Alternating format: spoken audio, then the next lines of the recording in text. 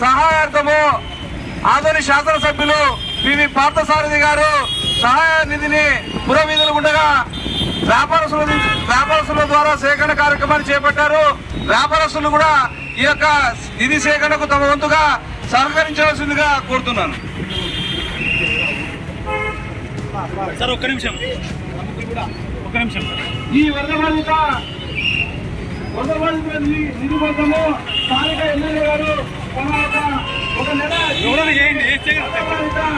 వరద బాధితుల కోసం కేటాయించడం జరిగింది. అదేవిధంగా భారతీయ జనతా పార్టీ నాయకులు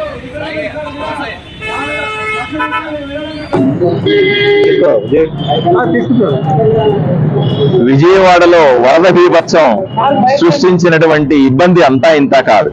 సుమారుగా 5 లక్షల మంది తెలుగు వాళ్ళు నిరాశ్రయులై ఇళ్లు వదిలిపెట్టి ప్రభుత్వం ఏర్పాటు చేసినటువంటి నివాసాల్లో ఈరోజు శిబిరాల్లో ఉంటా ఉన్నారు.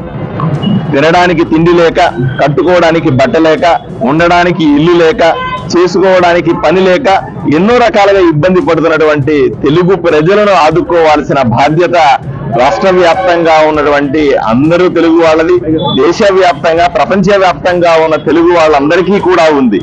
ఇది విషయాన్ని దృష్టిలో పెట్టుకొని మా నాయకుడు చంద్రబాబు నాయుడు గారి ఆదేశాల మేరకు ప్రజల వైపు నుంచి, ప్రజల దగ్గర నుంచి ఆర్థిక సాయం కానీ, వస్తు రూపేణ సాయం కానీ తీసుకుని సీఎం రిలీఫ్ ఫండ్ కి ఇవ్వడం అనేది ఆనవాయితీగా జరుగుతున్నటువంటి కార్యక్రమం. అందులో భాగంగా సహృదయులైనటువంటి ఆదోని ప్రజల దగ్గరికి నేను జోరబెట్టుకొని వచ్చాను.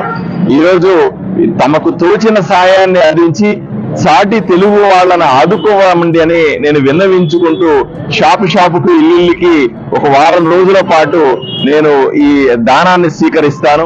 దీన్ని తప్పకుండా సీఎం రిలీఫ్ ఫండ్ కు లేదా ముఖ్యమంత్రి చెప్పినటువంటి ఏ కార్యక్రమానికైనా సరే వినియోగించి అక్కడ తెలుగు వాళ్ళని కాపాడుకుంటాం. అంతేకాకుండా ఆదోని వైపు నుంచి సుమారుగా 150 మంది మున్సిపల్ సిబ్బంది అక్కడికి పోయి ఉన్నారు, ఇంజనీర్లు అక్కడికి పోయి ఉన్నారు, పోలీసులు అక్కడికి పోయి ఉన్నారు.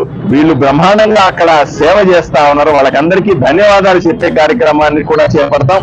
ఈరోజు ఆదోని ప్రజల గౌరవాన్ని పెంచే విధంగా ఆదోని నుంచి వెళ్ళినటువంటి సిబ్బంది అంతా కూడా సేవా కార్యక్రమాల్లో నిమగ్నమై ఉన్నారు. వాళ్ళకందరికీ కూడా ప్రత్యేకంగా ధన్యవాదాలు తెలియజేస్తాను.